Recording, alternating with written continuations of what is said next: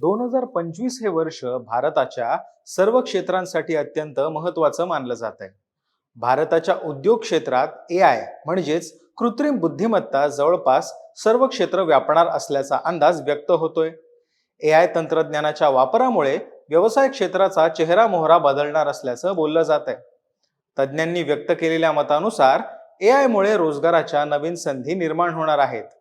तुमच्या आमच्या जीवनात सुद्धा ही कृत्रिम बुद्धिमत्ता आमूलाग्र बदल घडवेल यामध्ये शंका नाही. प्रगती आणि विकासाच्या बाबतीत महाराष्ट्राने नेहमीच कर्णधाराची भूमिका बजावली आहे. मुख्यमंत्री देवेंद्र फडणवीस यांच्या नेतृत्वात महाराष्ट्र पुन्हा एकदा गरुड भरारी घेण्यासाठी सज्ज झाला आहे. यावेळेला विकसनशील महाराष्ट्राची पुढची पायरी असेल एआय तंत्रज्ञानाचा सर्वव्यापी विस्तार. शासनाच्या जवळपास सर्व क्षेत्रांमध्ये कृत्रिम बुद्धिमत्तेचा वापर होणार आहे. याबद्दलचं नेमकं धोरण आहे तरी काय? महाराष्ट्राच्या प्रगतीचा आराखडा नेमका कसा असेल हे जाणून घेऊया आज या व्हिडिओच्या माध्यमातून. नमस्कार, मी मुकुल आव्हाड आणि कॅमेरावर आहेत साक्षात सावंत. महाएमटीबी मध्ये आपलं स्वागत. महाराष्ट्र आता थांबणार नाही या सकारात्मक विचाराची कास धरत मुख्यमंत्री देवेंद्र फडणवीस कार्यरत झाले आहेत. शासनाच्या प्रत्येक विभागाला पुढच्या 100 दिवसांचं टार्गेट आखून देण्यात आलंय. अशातच आता एआयचा वापर शासनाच्या प्रत्येक क्षेत्रात होणार आहे. वन्य प्राणी आणि मानव यांच्यातील संघर्ष ही नेहमीच एक आव्हानात्मक बाब राहिली आहे. हा संघर्ष कमी करण्यासाठी वन विभाग आता एआयचा वापर करणार आहे. मानव व वन्य प्राणी संघर्षामध्ये जलद गतीने मदत मिळण्यासाठी जलद बचाव दलाची स्थापना करण्याचे निर्देश मुख्यमंत्र्यांनी दिले आहेत. या दलातील मनुष्यबळाला उच्च दर्जाचं प्रशिक्षण देण्यात यावं. पुढील 100 दिवसांच्या आराखड्यात अशा उपाययोजनांचा समावेश वन्य विभागाने करावा असं सुद्धा त्यांनी सांगितलं आहे. साखर कारखाने आणि सहकारी संस्था ही महाराष्ट्राची एक महत्वाची ओळख आहे. साखर गळीत हंगामात ऊस क्षेत्र, ऊस उत्पादन आणि ऊस उत्पादकता याचा अचूक अंदाज येण्यासाठी आर्टिफिशियल इंटेलिजन्स, रिमोट सेन्सिंग आणि जिओग्राफिक इन्फॉर्मेशन सिस्टम म्हणजेच GIS तंत्राचा वापर करण्यात यावा याचे निर्देश मुख्यमंत्र्यांनी दिले आहेत. सहकारी गृहनिर्माण संस्थांचे 100% डिजिटलायझेशन करण्यावर भर द्यावा. साखर कारखान्यांना देण्यात आलेल्या मार्जिन मनी आणि साखर कारखान्यांमधील वजन काटे मॉनिटरिंग बाबतीतही सहकार विभागाने दक्ष राहावं अशा आशयाच्या सूचना मुख्यमंत्र्यांनी दिल्या आहेत. काही महिन्यांपूर्वी महाराष्ट्र शासनाने गुगल सोबत AI फॉर महाराष्ट्र हा करार सुद्धा केला.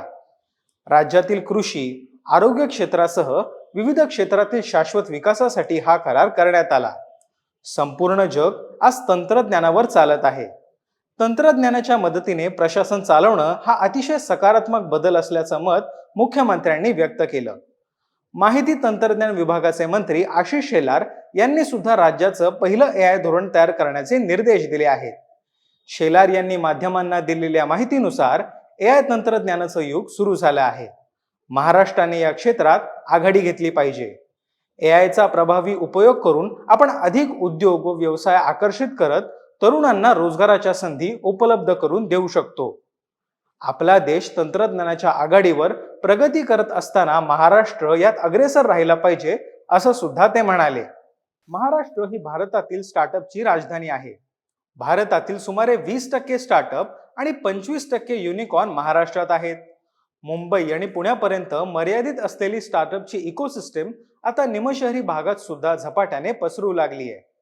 माध्यमांना मिळालेल्या माहितीनुसार आज मितीला 30 ते 35% स्टार्टअप हे कृषी क्षेत्रात तयार होत आहेत. यामुळे शेतकऱ्यांचं जीवनमान बदलत आहे. विविध प्रयोगांद्वारे आपण कृषी क्षेत्राचा चेहरामोहरा बदलत आहोत. महाराष्ट्राची ओळख ही कायमच परिवर्तन व प्रगतिशील राज्य म्हणून राहिली आहे. गुलामगिरीच्या बेड्यांमध्ये बंदिस्त असताना दिल्लीच्या बादशहाला दख्खनच्या राजानेच आव्हान दिलं होतं. परिवर्तनाचे वारे आधी महाराष्ट्रात वाहू लागले आणि मग इतरांनी या राज्याचं अनुकरण केलं. आर्टिफिशियल इंटेलिजन्स म्हणजेच कृत्रिम बुद्धिमत्ता आगामी काळात आपल्या समाजमनाचा चेहरा बदलणार आहे. महाराष्ट्र हे या परिवर्तनाचं नेतृत्व करेल यामध्ये शंकाच नाही. तुम्हाला काय वाटतं? आपल्या जीवनात येणाऱ्या काळात AI मुळे काय बदल होईल? कमेंट बॉक्समध्ये आपल्या प्रतिक्रिया नक्की कळवा आणि महाएमटीबीच्या YouTube चॅनलला सबस्क्राईब करायला विसरू नका. धन्यवाद.